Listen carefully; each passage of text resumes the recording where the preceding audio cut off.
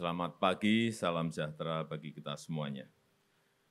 Bapak Ibu sekalian yang saya hormati, kita telah memulai menanam tebu yang ditanam secara modern dan kita harapkan nanti produktivitas dari tanaman itu menjadi lebih baik dan lebih meningkat.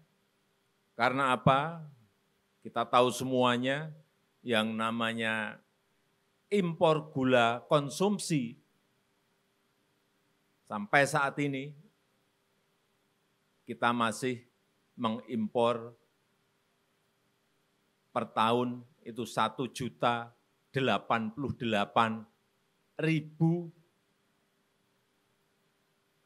ton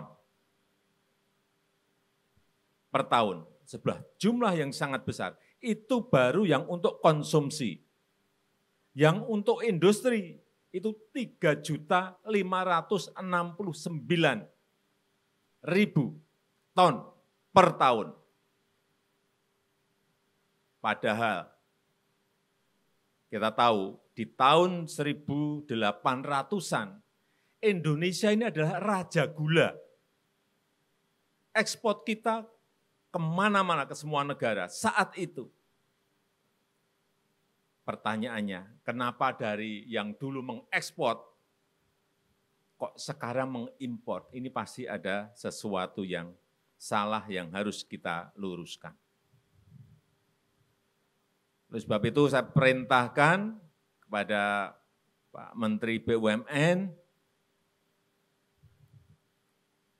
untuk menyiapkan bibit-bibit dengan varietas yang paling baik. Oleh sebab itu kita bekerja sama dengan Brasil untuk ini. Yang sudah memiliki pengalaman yang baik dalam manajemen mengenai tebu dan pergulaan. Kita harapkan dengan cara penanaman yang baik, yang modern ini, dalam 5 tahun ke depan, kita bisa mandiri dan ketahanan pangan kita, utamanya gula, bisa kita lakukan sendiri, tanpa harus mengimpor. Tapi memang butuh waktu mungkin dalam jangka 5 tahun ke depan. Target kita seperti itu. Karena kita tahu semua negara sekarang ini pusing semuanya. Untuk urusan yang pertama, urusan pangan, yang kedua urusan energi, pusing semuanya. Dan kita memiliki kesempatan untuk menyelesaikan masalah-masalah ini. Oleh sebab itu tadi Pak Pahala menyampaikan, kalau kita ingin membuat E5, etanol 5, butuh kurang lebih 350.000 kiloliter, dan pabrik ini sekarang produksinya 30.000 kiloliter, artinya untuk yang E5 saja kita butuh 10 pabrik seperti yang kita lihat sekarang ini. Bayangkan, itu baru E5. Kalau nanti masuk ke E20, kita butuh, tinggal kalikan saja. Sangat banyak sekali yang masih kita butuhkan dari urusan tebu ini.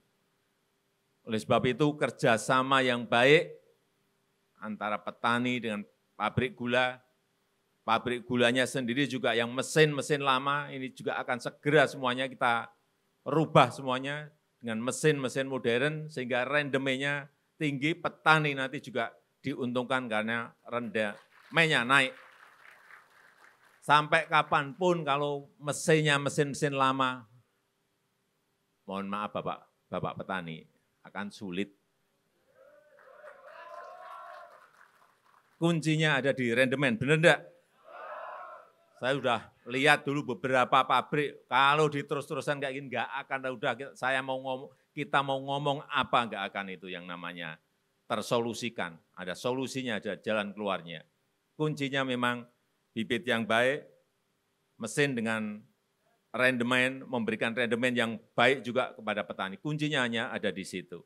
Dan ini memang memerlukan investasi yang tidak sedikit, memerlukan uang yang tidak sedikit, tetapi sudah kita niatkan untuk merubah ini. Siapa yang tidak setuju, tunjuk jari. Ini yang akan kita lakukan. Sehingga nantinya selain gulanya terpenuhi, ada sisi yaitu karena gula juga menghasilkan molase, ini yang dipakai untuk membangun industri etanol, membangun industri bioetanol, yang juga akan memperkuat ketahanan energi kita.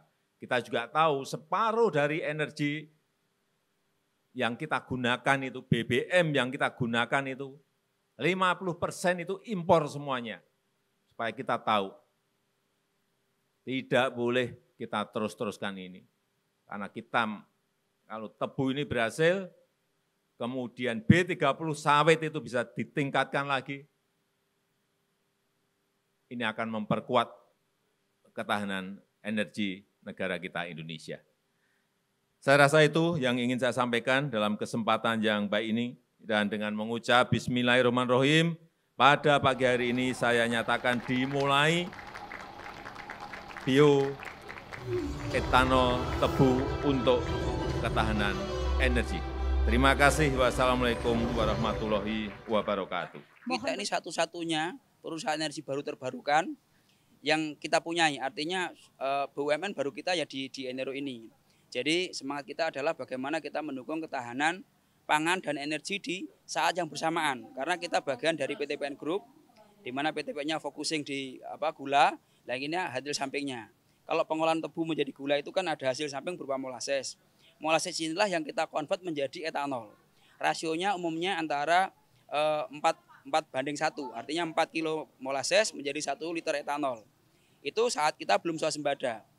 Nantinya saat kita swasembada, pada saat kita mempunyai resources bahan baku yang cukup, yang kita lakukan adalah kita bisa memilih berapa banyak yang kita produksi sebagai gula, berapa banyak yang langsung kita convert menjadi etanol. Nah, yang hari ini kami berharap dengan momen yang sangat bahagia ini, kami berharap mandatori bahan bakar ini bisa segera berjalan begitu Pak. Minimal kalau ini segera berjalan, sudah ada role plan-nya, sudah ada modelnya begitu bahasanya, maka ke depan akan menciptakan seperti gunung es gitu Pak. Jadi seperti bola salju nanti akan menggelinding, karena secara potensi kami ini punya sekitar 1,5 juta ton molases sejauh ini Pak. Sementara kita di pabrik ini kita hanya menyerap sekitar 120.000 ton. Artinya potensinya masih sangat luas. Even kita sambil jalan paralel dengan swasembada gula, kita tetap bisa mendukung ketahanan energi, itu bahasanya Pak. Pada dasarnya Pertamina siap sebagai off-taker dari produksi bioetanol ini. Pertamina setiap tahunnya menjual sekitar 29 juta untuk Pertalite, sekitar 2-3 juta Pertamax, dan itu bisa kita jadikan sebagai komponen blending untuk produk-produk Pertamina tersebut. Memang skalanya saya lihat masih terbatas ya, produksi bioetanolnya sekitar 30.000 KL per tahun. Namun demikian untuk lokasi sekitar Surabaya dan Jawa Timur saya rasa itu cukup untuk kita gunakan. Tentunya kami mengharapkan produksi ini kualitasnya masuk ya, harus on spec sesuai dengan standar. Kemudian yang kedua adalah masalah harga. Tentunya kami harapkan ketika blending ini dilakukan, harga yang disampaikan ke kami itu cukup kompetitif untuk menjadikan produk ini kita jual ke pasar domestik.